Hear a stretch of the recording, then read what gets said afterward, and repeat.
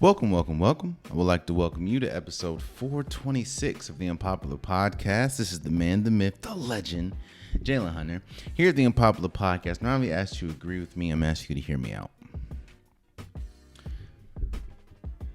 One thing that draws people to sports so much, there's obviously a myriad of things, right?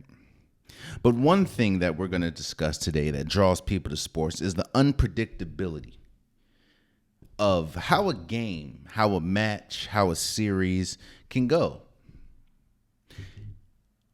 And how drastic the pendulum can swing. If anything else is not taught to you for the last few years, one thing that should be evident, should be clear, is because of the three-point line, because of just how good these players are these days, no lead is safe. It could be a 20-point lead. It could be a 30-point lead. No lead is safe. I think that's another reason why we're so drawn to sports, is because even when it looks like something is done, even when it looks like a team, a player is out, that pendulum can swing heavily in their favor in a blink of a second. One thing that has been evident about this year's NBA playoffs is, outside of one team, which we'll talk about a little bit later, there isn't much separation when we talk about these teams. There isn't much separation from the 1 seed to the 3 seed, or from the 1 seed to the 5 seed. There's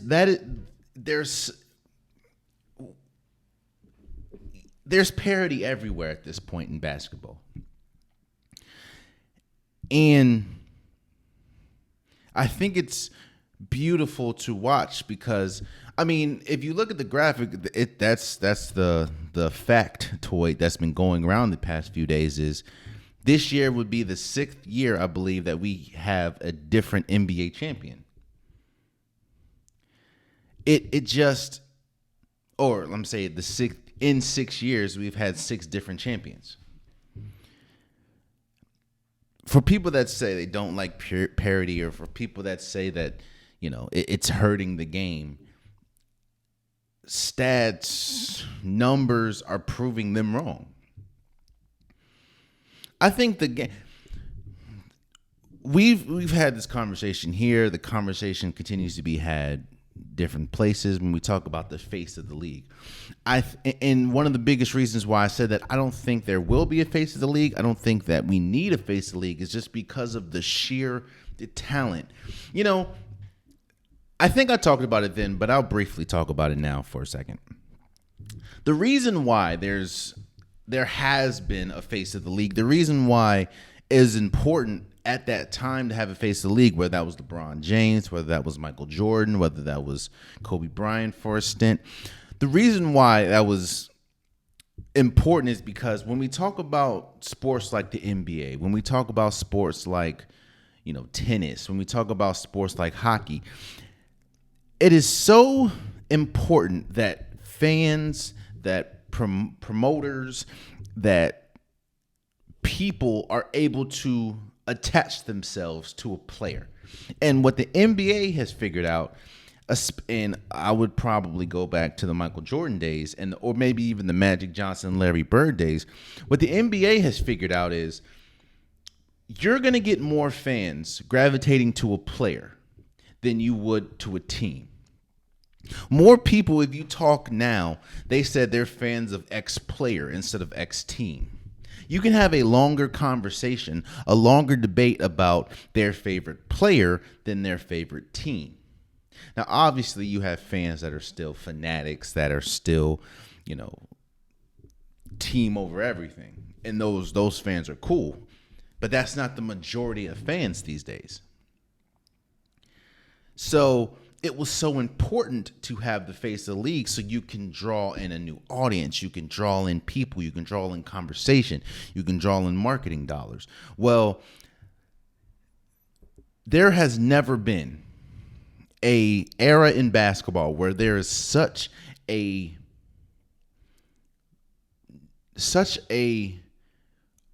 vast number of players that you can attach yourself to, both because of skill and just by personality. And I think that is going to help the game more than anything. I apologize. I went on a tangent to start this episode because where we're going to start is the Minnesota Timberwolves beating the Denver Nuggets in 7 games, and how that is going to have a ripple effect on the NBA, not just this year, but moving forward. And the reason why I went on that tangent is because now you're hearing a bunch of people say, oh, Anthony Edwards is the face of the league. You can argue that, cool, but I just think that that is such an elementary and such a disrespectful argument to a bunch of players now. Like, yes, I love Anthony Edwards. Don't get me wrong. Anthony Edwards is great. Anthony Edwards is one of the top players in this league. But let's not forget, you still have Giannis, you still have Luka, you still have Ja Morant whenever he gets back, So I don't want to disrespect anyone's opinions. I get that. And I understand that there's been such a uniformal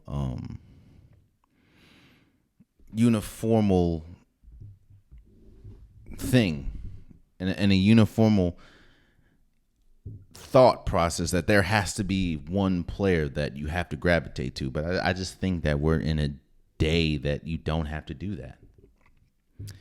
But let's get back on track.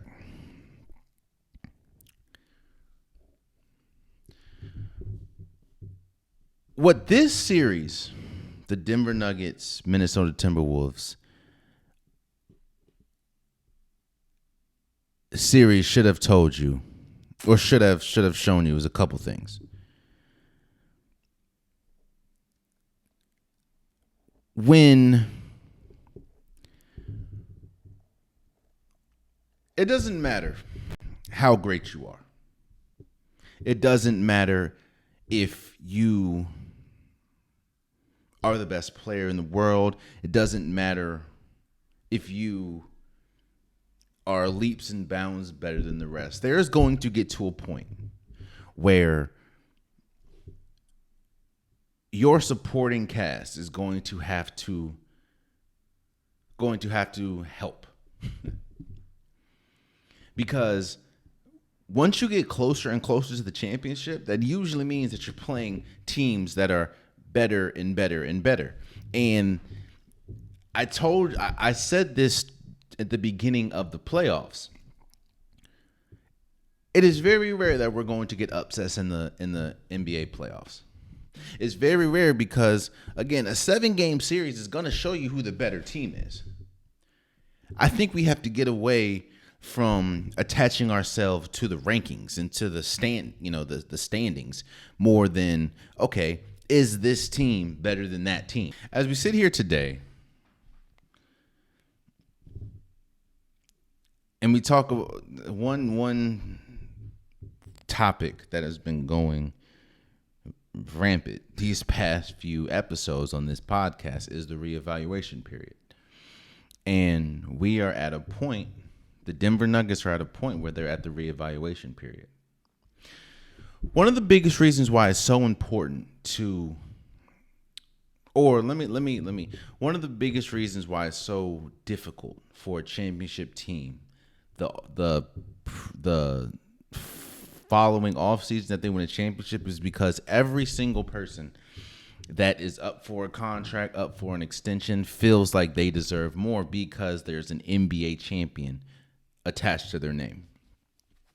And it's very hard for front offices, it's very hard for GMs to retain players, because just because you have an NBA champion doesn't mean that we have more money to give. There's still a salary cap and everything. And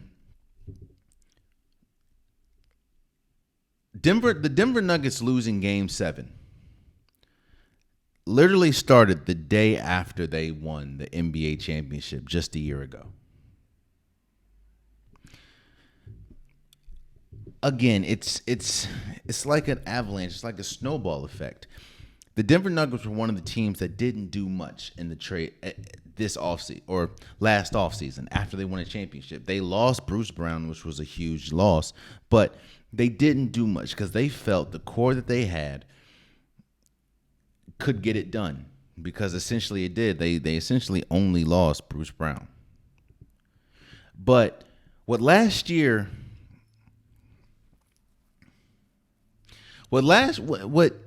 the Denver Nuggets didn't anticipate is every year you expect a player to grow from year to year. You expect their offseason to take it seriously. You expect them to be better. That's kind of like when you look at college basketball and you look at someone as a freshman and someone as a senior. You would hope that senior is better than the freshman, seeing as though they have experienced basketball life at the college level for longer than the freshman had. I don't think the Denver Nuggets anticipated how low their ceiling really was. Now, I'm not going to come in here and lie and say that I didn't expect the Denver Nuggets to essentially be in the championship. I thought they had enough. When you talk about Nikola Jokic, when you talk about Jamal Murray, when you talk about Aaron Gordon, I thought that they had enough to essentially make the NBA Finals, especially seeing how they, beat the Lakers in the first round. But everything that I say on this podcast, I'm not saying I'm 100% right, but everything I say on this podcast obviously is my opinion, but my opinions just don't, I just don't come up with them the day of. My opinion, just like the NBA season, just like, any sports season, is like an avalanche. It's like a snowball that's rolling down a snowy hill and just picking up steam and picking up size. When we talk about the Miami Heat, I said, a team has to develop habits. And what you do, I understand that the regular season and the playoffs are different, but what you do in the regular season has a effect on how you approach and how good your your postseason is. And the Nuggets, all year we've been saying they don't look like the dominant team of last year. Yes, you still have Nikola Jokic, and shouts out Nikola Jokic for winning his third MVP. But this team, even though this was the second year, I think, in a row that they won 50 games, this team did not look anything like it did a year ago. Now, some people can say it's Bruce Brown, but I would say it's because the players that they depended on, especially when we talk about the bench, especially when we talk about the role players, those players did not make that leap, did not take that step up. The only one that you can kind of say that was Christian Brown, but even then, he was so inconsistent, and he was even inconsistent in the play or in this Timberwolves series. To the point that when you look at Game 7, two players, there was two players on the Nuggets, I believe, that had double figures. Nikola Jokic, Jamal Murray. No one else did. That's not gonna win you games. Now you can say it was the Minnesota Timberwolves defense, which played a huge part. We're gonna get to that in a second. But it's more about, the players that we needed to lean on, the players that we developed, our bench did not come to play. And that can be cool when you're playing an inferior team like the LA Lakers. But once you play a team that is looking you eye to eye, like the Minnesota Timberwolves this year,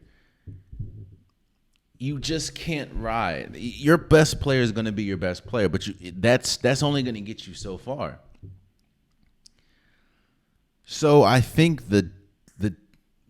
this is a very important year or a very important offseason now for the Nuggets, because they have to retool. I didn't say blow it up. I said retool. Their bench was non-existent in this playoffs. And when your bench is non-existent and you have starters like a Michael Porter Jr., like an Aaron Gordon, and as much as I know how important Aaron Gordon is, I also know him and Michael Porter Jr. combined didn't have 20 points in Game 7. Something's going to have to give. I don't think that the Denver Nuggets are done. I don't think that, I think that's why it's so hard to predict dynasties. I think that's why it's so hard to even be a dynasty. And that's why you have to tip your hat off to the, Chicago Bulls of that era, or the LA Lakers, the Kobe Bryant, Shaq Lakers, or the Steph Curry, Golden State Warriors. Because it is so difficult to win year after year after year. I think the year of the dynasties are done. I thought if there was going to be one, it could have been this Nuggets team, seeing as how locked in their key players are, which is Jamal Murray and Nikola Jokic. But this shows you how difficult it is, and how one or two moves or one or two departures can drastically change the outcome and the viewpoint of your team. Nikola Jokic is still Nikola Jokic. Jamal Murray is still Jamal Murray. But when a team like the Minnesota Timberwolves forces your quote-unquote others to play, that is when you really know who a dynasty is. And let's give props, and let's talk about the Timberwolves for a second.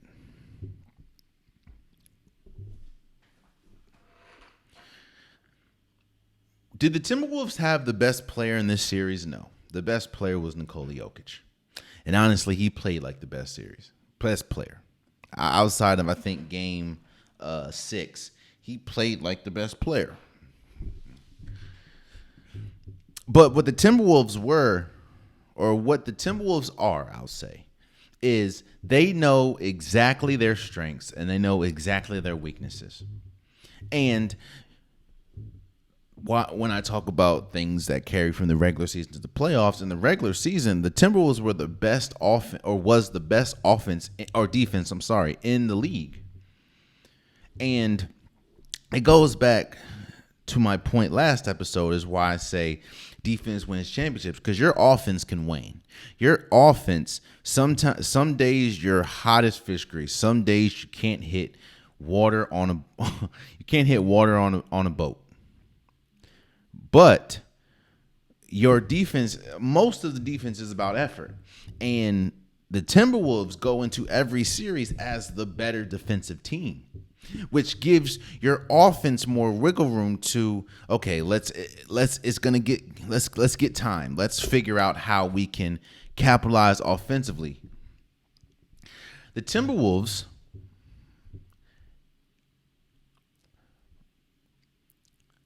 they were the better team in this series.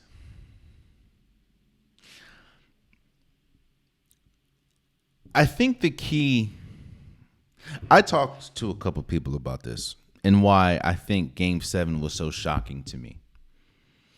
Game 7 was so shocking to me because Game 6, when you beat a team by like 45 points, when you embarrass a team, especially a team that is the reigning champions, especially a team that has an MVP, especially a team that has the formula and the DNA of a championship caliber team like the Denver Nuggets, I thought Game 7 they were going to destroy the Timberwolves. And honestly, it was looking like that. The Timberwolves were down 20 points in the third quarter. But it's about resiliency. It's about continuing to fight. It's about continuing to lean on your principles, continuing to lean on your scouting reports. Hell, I knew the game was over when Rudy Gobert hit like a fadeaway jump shot. I was like, oh yeah, it's curtains. GG's. I think I'm going to give my prediction on the Mavericks-Timberwolves series in a second, but I think that when you're led by Anthony Edwards and you have Karl Anthony Towns as your number 2, even though he is inconsistent, when he is on, he is still a top-tier player, and you have the defensive formula that this Minnesota Timberwolves team has, it's hard for me. The sky is essentially the limit. And I'm not going to go on the whole face of the league thing. I'm not going to continue that conversation right now. But what I will say is you have arguably the best young player in basketball playing at a level that is championship worthy. And on top of that, you have a team that not only rallies around him, but has his energy flowing throughout the entire team. And that's something that a superstar, and that's something that a franchise player does to a team. So shouts out to the Timberwolves. Yo, the Timberwolves beat the Denver Nuggets 3 times on the Nuggets floor. That's unheard of when you have a reigning champion and an MVP. Shouts out to the Minnesota Timberwolves for beating the Denver Nuggets. And let's move forward, and let's talk about the other Western Conference series, and that is the Thunder and Mavericks, and how the Mavericks beat the Thunder 4-2.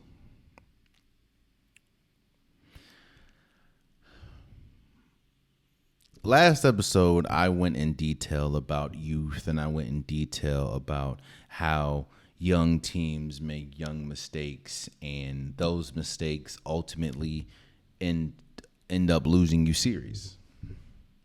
And you even saw that in Game 6 of this series when the Oklahoma City Thunder were up big, and the Mavericks were up big, and the Oklahoma City Thunder came back, and they were going back and forth, and essentially Shai Gilgeous-Alexander fouls P.J. Washington at the end of the game for 3 free throws. They essentially lose.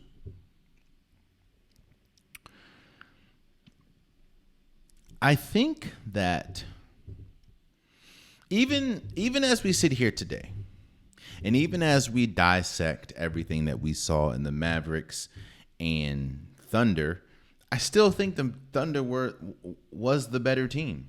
I still think the Thunder are a better team. They just don't have the experience.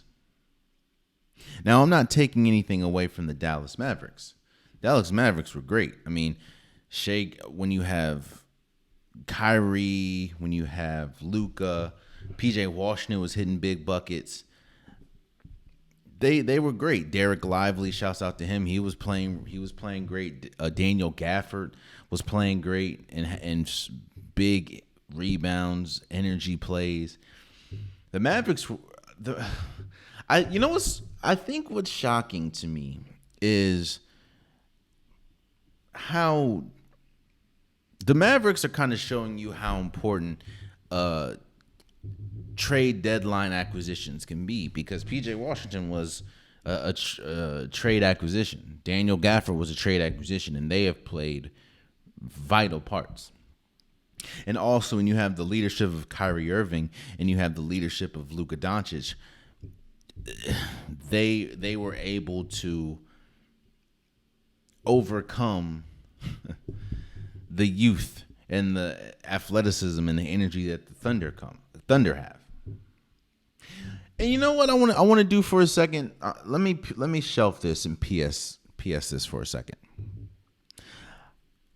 I want to talk to people directly. That there was an article. I don't remember who wrote it, so I apologize. I'm not trying to disrespect you or anything. And I saw a lot of people commenting on this article, and the article was pretty much about how this playoffs has us looking at Kyrie Irving differently. And how Kyrie Irving is, quote unquote, putting himself back in good graces with his play.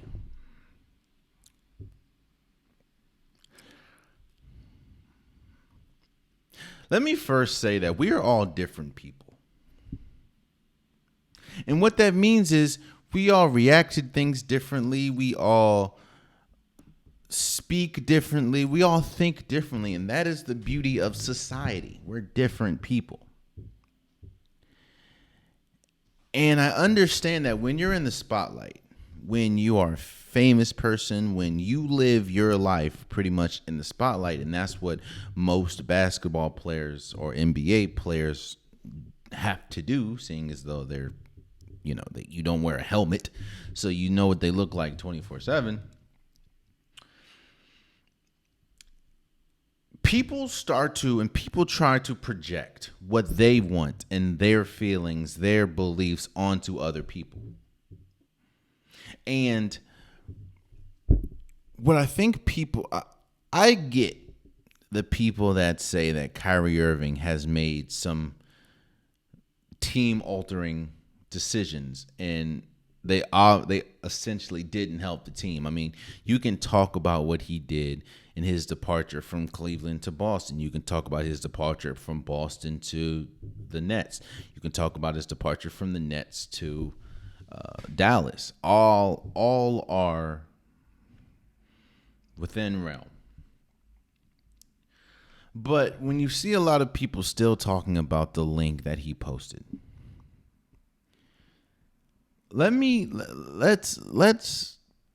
remember that we do not know these people. And I mean that in the best way, as far as we don't know Kyrie. We don't know what he does, how he thinks. We don't know who he is. So let's not bury a person because they give their opinion. Again, Kyrie didn't say anything anti-Semitic. He didn't say nothing. He just posted a link to, and I'm sure that majority of the people that are killing Kyrie or killed Kyrie didn't even click on the link. I'm not defending anybody because, again, I don't know Kyrie just as much as y'all don't know Kyrie. But what I am saying is, it's crazy. Don't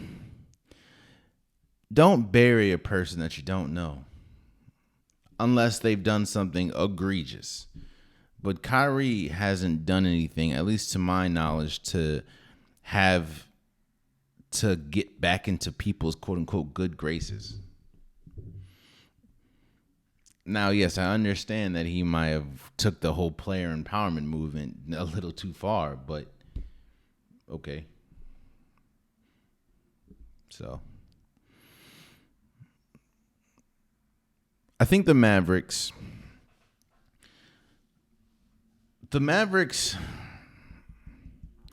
they play defense, which is something that is also shocking to me, seeing as though you're led by two players in Kyrie and Luka, who aren't the most defensive players in the world. But this Mavericks team is good, and I'm going to give my conference opinions in a second, or conference finals predictions in a second, but when you look at, the Dallas Mavericks is a interesting puzzle, man, because they can either destroy a team or they can get destroyed. That's just how we've seen it. So, but They've been great, man. Shouts out to them. Let's move over to the Pacers and the Knicks. And I think the Pacers and the Knicks series is the different. The rhetoric coming out of this series is excuses versus reasons. I think. Let me not say I think. Let me say shout out to the Pacers for beating the Knicks in 7 games and essentially advancing to the Eastern Conference Finals. And I do think that it's true that if the Knicks were healthy, they would have beat the Pacers. But that's where we get to excuses versus reasons. I don't think it's an excuse that the Knicks were not healthy, which is why the Pacers won. I think that was a reason why the Pacers won. Now, I'm not saying that's the only reason. The Pacers played defense, which I even put a video out last episode talking about the Pacers. The Pacers don't play much defense, and the fact that they came to play defensively against the Knicks made all the difference. I don't think the Knicks were ready for that. Yes, I know that they weren't healthy, but I don't think the Knicks were ready for the type of defense that the Pacers played because the Pacers have not played defense all year. And I also don't think that they were anticipating how aggressive, especially in Game 6 and 7, that Tyrese Halliburton was offensively. Because we know Tyrese Halliburton as an assist general. We know him as getting everyone involved. He was in attack mode from Game 6 and Game 7, and I just don't think that when you make Jalen Brunson have to guard like that, when you make Dante DiVincenzo have to guard like that, I just don't think that they were fully prepared for that. But you hear Draymond Green talk about it on his podcast, saying they didn't make an excuse for LeBron James when I think it was 2015 when Kyrie Irving and Kevin Love was out. They didn't make an excuse for the 2019 Warriors when Kevin Durant went out and Klay Thompson went out. What I think is true is one of the main reasons, probably the biggest reason why the Knicks lost this series is because of health. Now, I'm not saying that's the only reason. I'm not giving that excuse. I'm just saying that is a reason. You know, when you lose, especially when you lose essentially your 2 best players, Julius Randle in January, Jalen Brunson broke his hand in Game 7. When you lose Mitchell Robinson, your starting center, or supposed to be your starting center.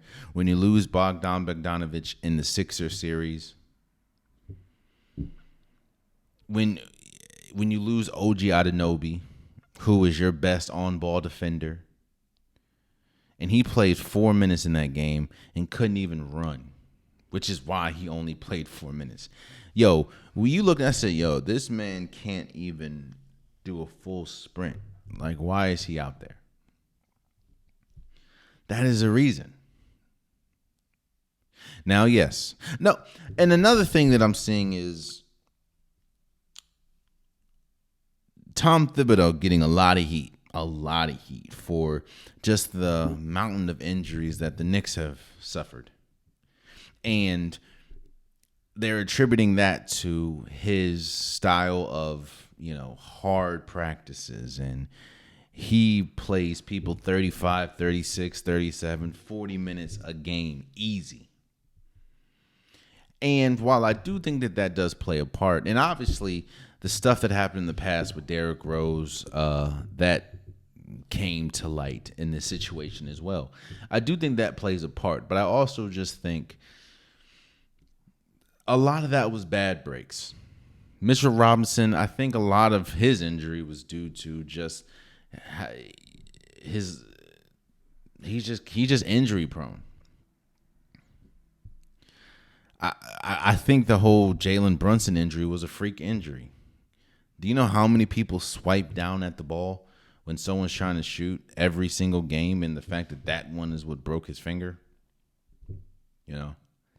So I'm not gonna put these injuries on Tom Thibodeau. What I will say is, Tom Thibodeau does have a reputation of running his players to the ground, and we kind of saw that in rare form with Josh Hart. Josh Hart, I think, sat down less than 5 minutes in this series. You know, I think the Knicks are going to be okay. I think that there are going to be decisions that have to be made with Julius Randle. Do you keep Julius Randle? Do you trade him? I think they do need another star because, as we saw, Jalen Brunson, I maybe anointed him as a superstar. I don't know if he's that yet, but he definitely is close. They just need another star that can kind of alleviate the pressure offensively that he carries. Now, yes, I understand Julius Randle would do that, but I just don't think that Julius Randle, he hasn't really shown the ability to play second fiddle, you know.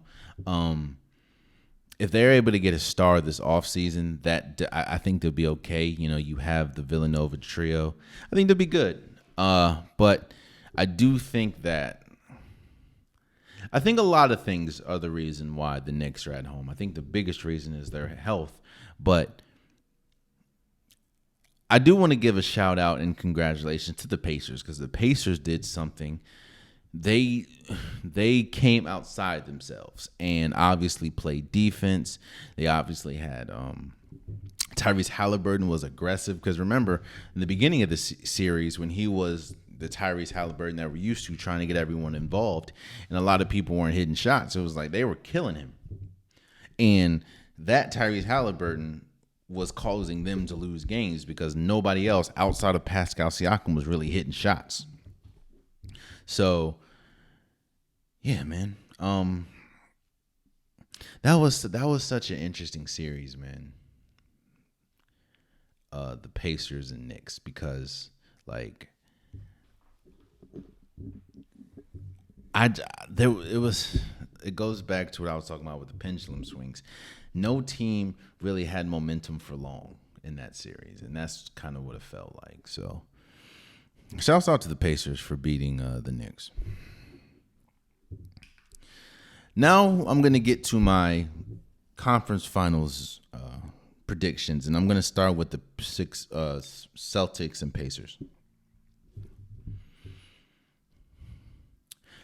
I think this is the most important playoff out. Well, I think this is the most important playoff series and most important playoffs for the Celtics moving forward. I think that this playoffs determines the future of the Celtics. Let's not get it twisted here. The Celtics, and I've said this before the playoffs, and I'm saying this as the playoffs started, and now I'm saying it again. The Celtics is the best team in basketball. The way that they can win, they have five? I think they have 5 players that have made an all-star team. They have played the best all season. They come in with the best record. I mean, even in the playoffs, they've only lost twice. This team has been the best team all year, and they've been the best team in the playoffs. And a team that has seen success year after year after year, have gotten to conference championships year after year after year, has made an NBA Finals, and yet have nothing to show for it. This is the most important year for the Celtics because the expectations is beyond the sky. this is the ultimate respect, and quiet as it's kept, the ultimate disrespect for the field. If the Celtics don't win a championship this year, I do not expect this team to be the same next year. Whether we talk about players, whether we talk about coaches, this team will not be the same next year if they do not win a championship this year, because the runway is clear for them. They played against a Heat team that didn't have Jimmy Butler, that didn't have Josh Richardson, that didn't have Terry Rozier. And they were the better team. They played a Cleveland Cavaliers team that they are the better team, and they also didn't have Jared Allen. They didn't have Donovan Mitchell for the last 2 or 3 games. They didn't have Jared Allen, I don't think, the entire series. And now you're playing a Pacer team that you have the better players, you have beat them handedly, and on top of that, you are a better defensive team than them. And the one thing that is stopping you from winning a championship or the two things, is the Pacers and either the Mavericks or Cleveland or Timberwolves. At some, and I think Draymond Green said it, and I completely agree. At some point, when you make your expectations for the year, the Boston Celtics' expectation wasn't, let's just hopefully get to an Eastern Conference Finals. Their expectation was, we're winning a championship this year. That was told by the moves that they made. They don't make the Jrue Holiday move and the Jrue Holiday extension if they don't think they're championship caliber, if they don't think they're championship worthy this year. They don't go get Kristaps Porzingis if they don't think they're championship worthy this year. They don't give Jaylen Brown an extension if they don't think that he is important for their championship bid. This is the year. The Stars have a lot. Like, think about it, man. You didn't have to play the Bucks, and even if you had to play the Bucks were not healthy, which is why the Pacers won. You didn't have to play Joel Embiid and a healthy Sixers. And while you're not the healthiest because Porzingis isn't playing, you have been the better. Your road has been essentially easy due to injury. Same as the Pacers. I don't think the Pacers, if the Bucks were completely healthy, that means they had Giannis and Damian Lillard, I don't think they would have won. If they did win, if the Knicks were completely healthy, I don't think they would have beat the Knicks. So you're playing a team that hasn't experienced a fully healthy team either. Now, yes, I understand Kristaps Porzingis not playing is huge. But you're playing against a team that has not seen a healthy team all year. Or I'll say, not all year, I'm sorry, all playoffs. Or I'll say every team that they played, their first or second best player has not played. When I'm not saying Kristaps Porzingis is obviously not the Celtics' second or first best player. What I'm saying is, the Celtics have to win a championship this year. The stars have aligned for the Celtics to win. If they don't win, that would be a cataclysmic failure.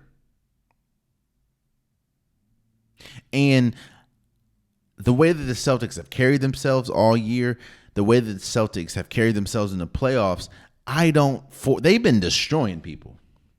I don't think that they can't afford. I think that they're going to beat the Pacers. But I think when we predict the Celtics, we just don't. I think that they have to win a championship. So, yes, I think that they'll beat the Pacers. I think they're a better defensive team. And, again, the Pacers haven't seen a player like Jason Tatum and Jaylen Brown, even though I will give them credit. In fact, when they played Dame put 45 on their head. In the first half, I think, or 35 or something in the first half. They have not seen a team this offensively potent before, or at least in this playoffs. Now, I know you're going to say, well, they beat them in the in-season tournament. Do you know how long ago the in-season tournament? In fact, I will combat that by saying, you know who won the in-season tournament? The LA Lakers. You know how far the LA Lakers got in this playoffs? They won one game against the Denver Nuggets. The play-in and the playoffs are two completely different things. So I don't expect the same magic that the Pacers saw against the Celtics in the play-in to I do think that the Pacers can win 2 games. I'll say that. And I think those 2 games that they can win are the games that Porzingis isn't playing. But I think the Celtics know, just like I know, just like almost everyone should know, that they have to win a championship this year. Because they are the best team. And the only form of competition would come in the championship. So I say all that to say I have the Celtics beating the Pacers, I'll say in 6 games. I'll give the Pacers 2 games. Because of the Pacers are a deep team, and they do run off at lightning speed. So I'll say I'll give the Pacers 2 games. And I am also curious to see, it's going to take Porzingis some time to adjust to the speed of the playoffs, especially when you're playing against a Pacers, or even if he doesn't play in the conference finals, maybe he plays in the NBA finals. You're going to go against a team, either the Mavericks or Timberwolves, that will run it up on you. And you're going to play against, Porzingis would play against either Daniel Gafford or Karl Anthony Towns. That's gonna, yeah. We'll talk about that if they make it, but I have the Celtics beating the Pacers in 6. Then we have the Mavericks against the Timberwolves. Now, I'm not going to lie to you. When the Western Conference playoffs started, I did not think that we would get the Mavericks and Timberwolves in the Western Conference Finals. I thought you played against the Clippers, who are fully formed. I thought the Clippers were going to beat the Mavericks, and I thought that obviously the Denver Nuggets were going to beat. That's another thing. The Celtics don't even have to go against the Nuggets. Okay. Let's stay on track. I've said this before. I said this in a reel. I said this on an episode, and I said this in a clip because I think I broke it all down. If this Timberwolves team is firing on all cylinders, if they're playing to the best of their ability, not only are they the best team remaining in the Western Conference, but they have a very good shot of finding themselves as the one remaining team in this playoffs, meaning they could win it all. I think they match up well with anybody. And I think that's one of the biggest reasons why I think they are one of the best team, if not the best team. They match up with anybody.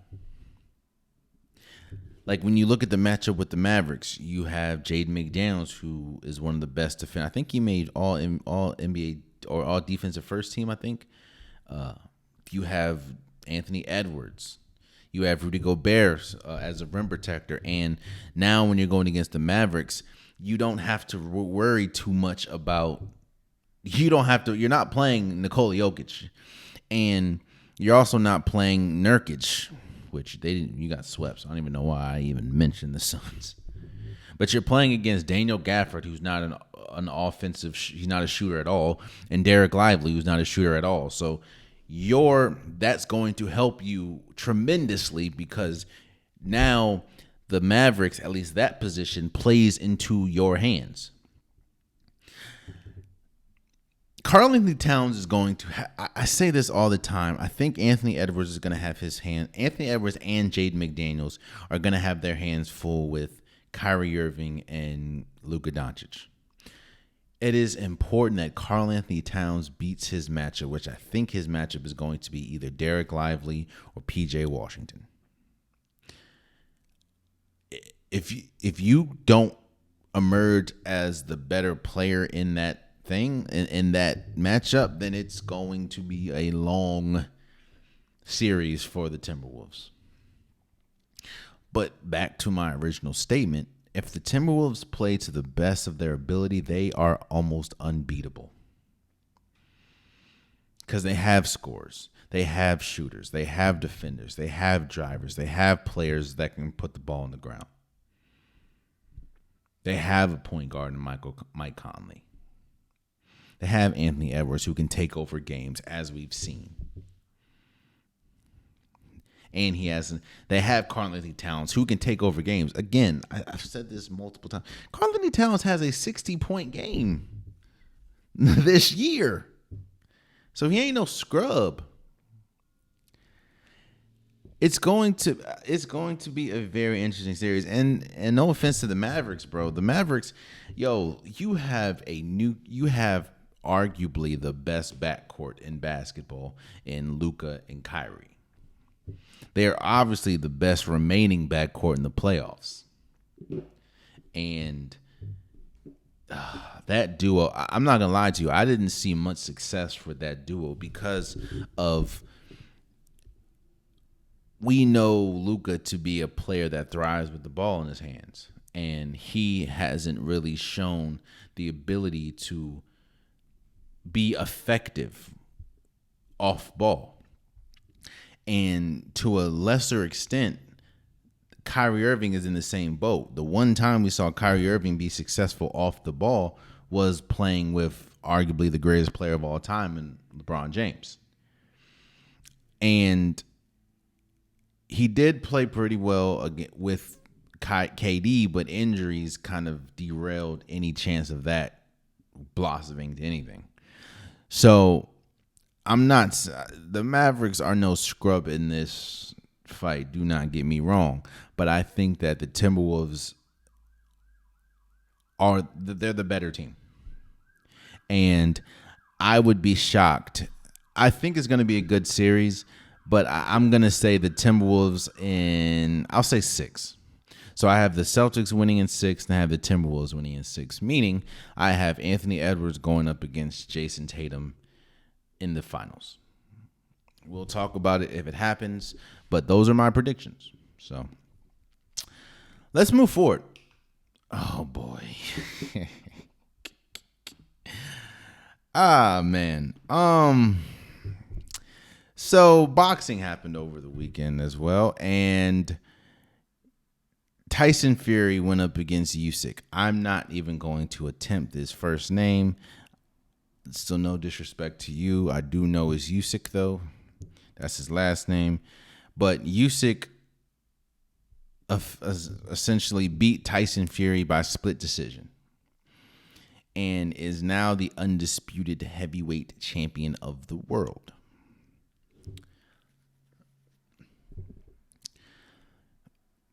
And this fight, there's a difference between cockiness and there's a thin line between cockiness and like disrespect. And I think that Tyson Fury had all the respect in the world for his opponent, Usyk. I mean, seeing as though Usyk was undefeated going into it, I believe. But I also think that there was a certain, I think confidence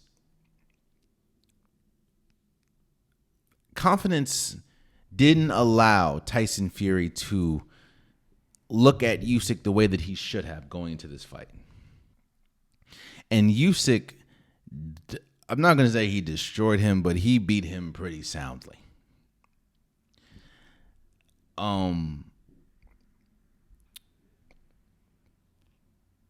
Usyk entered with the WBA, IBF, and WBO belt. And now he captured Fury's WBC. I don't know what all them letters mean, but I know he became the first undisputed heavyweight champion in the 4-belt era. That is Usyk. That's why they say it's really difficult to determine who the best fighter in the world is, because you have different weight classes, you have different belts. But I will say that when we talk about the makeup of boxing, when we talk about the makeup of fighting, and we talk about, who are the top people that you have faith in any given fight, I think Usyk would be up there as maybe number one. And Tyson Fury is good too, man. Tyson Fury, he was skinny as hell. Well, skinnier than he's been. So I was kind of like, oh shit, he might do. He's bigger than Usyk, and that's why a lot of people are saying that the heavyweight division is the best division, because there's such a height or a weight discrepancy. I think Usyk was like 260, 265 or something, and I think Tyson Fury was damn near 300. Like, that's crazy. But I do want to say shouts out to Usyk for beating Tyson Fury by split decision, and Usyk is continuing to prove why he is one of, if not the best fighter in the world right now.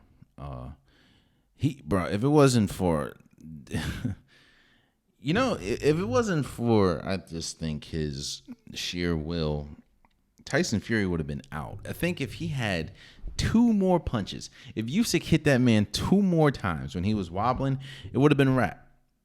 He was saved by the ref, but that ultimately didn't affect the outcome, seeing as though Usyk did win by split decision. But shouts out to him for proving why he's one of the best fighters, if not the best fighter in the world. So shouts out to you, brother. Lastly, before we go, you have the unpopular topic of the day. And I'm going to get very candid with this topic. I think we're in such a weird place right now when we talk about sports media.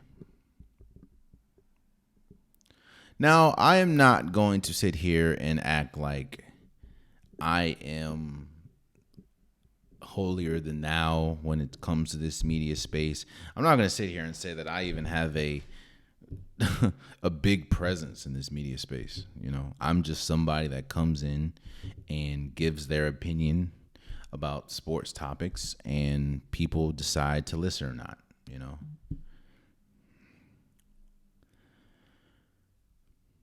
But I think we're in a space in sports media where this has always been the case. Don't get me wrong, but I think now more than ever, sports media is focused on clicks and focused on attention, focused on views and likes more than they are about covering a vast variety of things, because they understand that more people is going to listen when you talk about X, or more people is going to listen when you talk about LeBron or the Lakers or Tom Brady or the Chiefs, more than if you talked about, let's say, I don't know, the Wizards or Detroit or the Jaguars or something. It's been very interesting, very nasty, very weird how people, or sports media outlets, have covered the NBA combine / draft. Now, I am not going to sit here and say that I did not put a video about Bronny James. I obviously put a reel out, and I even had a topic saying I felt Bronny James should go back to school. So I'm not going to sit here and say that I never contributed in the Bronny James coverage.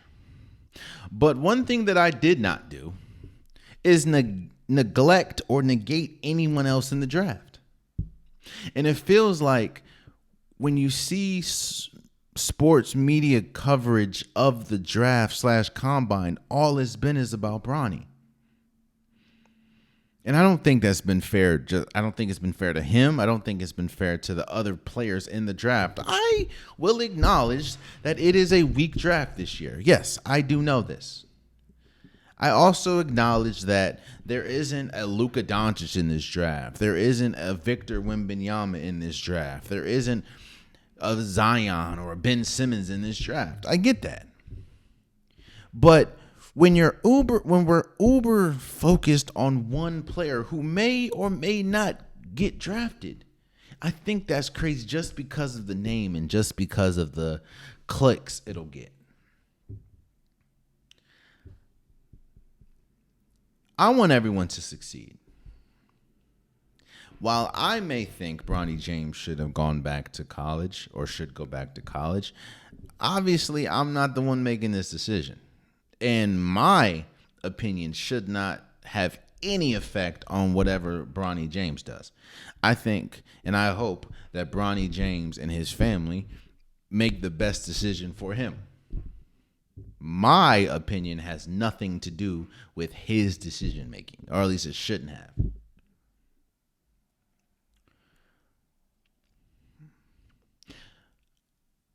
But out of respect to him, out of respect to LeBron James and his whole entire family, and out of respect to every single other person that's in this draft, why don't we lighten off Bronny James and cover other people? Like Alex Starr, like Rob Dillingham or Dilligan or Dunnigan, I'm sorry. Or Donovan Clingigan or Dalton Kincaid. I'm not saying don't talk about Bronny, but for him to be the focus of the draft and how people are going hard on him and putting expectations. Obviously, when your name is LeBron James Jr., there is going to be high expectations. Just like there was high expectations with Michael Jordan Jr. and the Jordan kids, there's going to be high expectations when your dad is LeBron James. But I think that with you focusing on him so much, it opens the door to a lot of unnecessary criticism, unnecessary viewpoints on him. I just think that it's such a weird, nasty place where we are with sports media, especially covering this whole Bronny James thing. It seems like there's always an agenda to what you're covering, but it seems like the agenda is clear as far as we are going to focus on Bronny James and nothing else. Again, I haven't heard anyone talk about who the number one draft pick is going to be. I think that's crazy. Yeah. And there you have it. That's been today's episode of the Unpopular Podcast. I truly, truly appreciate you guys. If you want a Popular Podcast shirt, hoodie, sweater, long sleeve joggers, link is in the description below. I have multiple different colors, multiple different designs. Get your Unpopular Podcast merch today. Also, please subscribe to the YouTube channel. I'm trying to get as many subscribers as possible. I appreciate everyone that has subscribed. I appreciate everyone that will subscribe. You guys mean a lot to me. Tell a friend to tell a friend to tell a friend. If you like the content, to subscribe. If you get to this point and you're not subscribed, I don't know what to tell you, man, but I do appreciate you.